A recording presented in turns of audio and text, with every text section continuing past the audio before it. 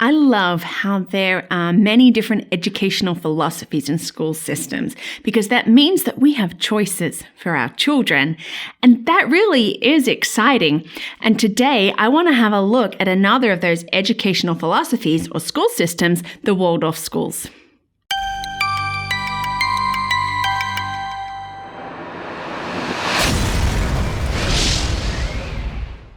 Hi, and welcome to Learning Life. Thank you so much for watching today.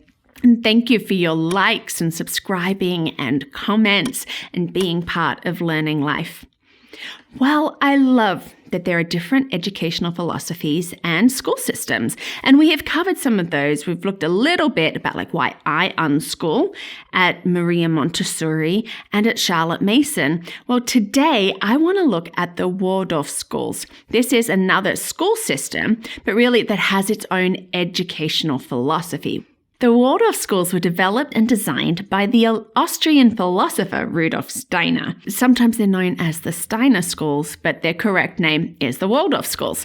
Now, he was into science and spirituality. He had some many interesting personal ideas, not all of them that I agree with, but I love his educational ideas. And his school themes were of the heart, the head, and the hands, by being involved emotionally, like that thinking and that learning, and by doing. The first school was opened in 1919 in Stuttgart, Germany, and in 100 years it has grown to be the largest independent school movement in the world. The greatest number of Waldorf schools are in Germany, and the second largest number is in the United States. Now, like Montessori, sometimes people compare Montessori and Waldorf schools and sort of think that they're really the same. They're not. They do have some similarities.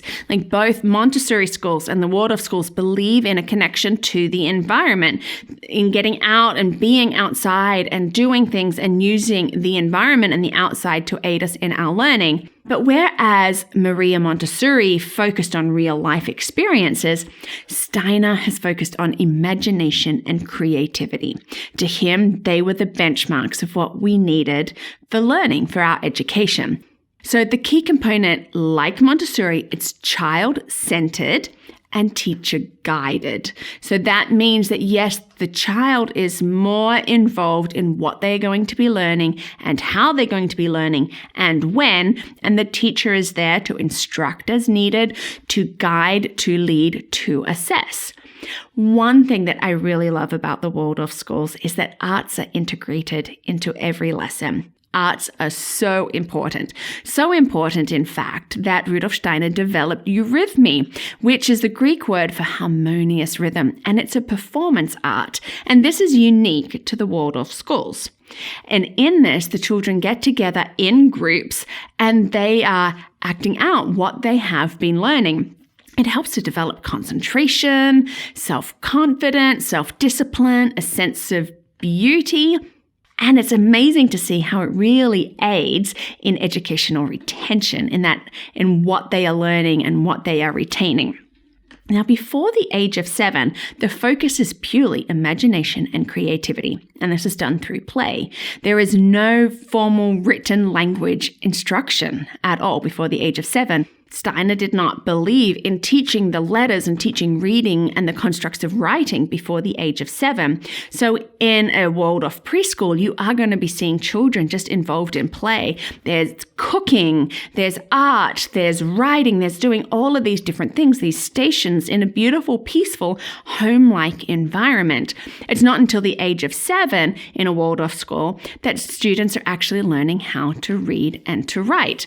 So for the older grades, all subjects are taught, and from first grade, we have that written language instruction.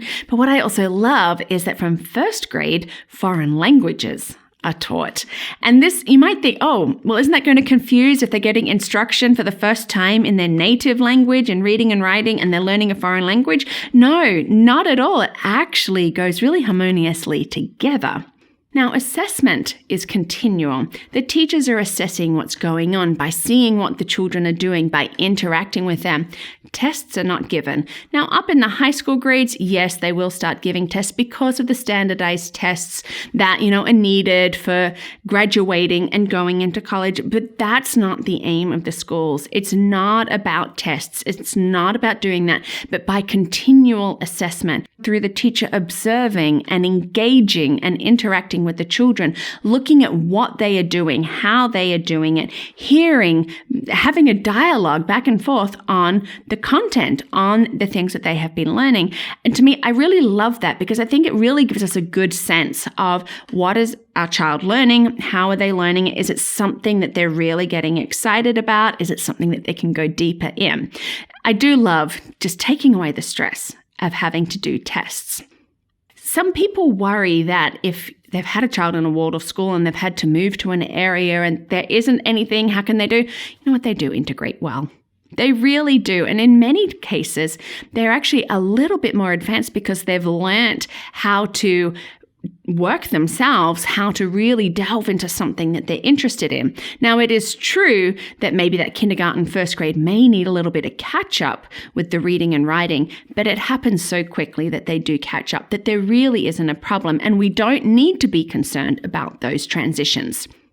Now, another key thing about the Waldorf schools is, and for some people think it's interesting, that from 1st through 8th grade, they try to have the same teacher with that group. So if you're a teacher in the Waldorf school, you've got long-term commitment, but it's great, and to be there and to grow with a teacher, to grow with that group, it really becomes like a family.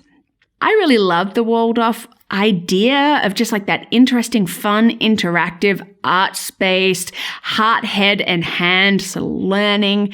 And it's something that really just appeals to me because it encourages children to learn. It's really encouraging children to draw on their imagination and their creativity to learn, to explore and to develop. And from that come the skills that are necessary to learn rather than being content driven. And that really is a key thing because when we're teaching those skills, and that's what Steiner believed, when we're teaching those skills and connecting that heart, that head, that hands, then they're going to be able to learn through school and through the rest of their life. Thank you so much for watching today. And on the blog post, I'm going to give you a bit more information about Waldorf and that eurythmy. I hope that you have learned something interesting today, and maybe it's something that's really got you thinking. The Waldorf schools really are interesting, as is that eurythmy, and it's worth looking into that. Maybe that's something that you could be doing at home. If you enjoy these videos, why not partner with us as a champion through Patreon so we can keep bringing great quality material to you? Thank you so much for watching.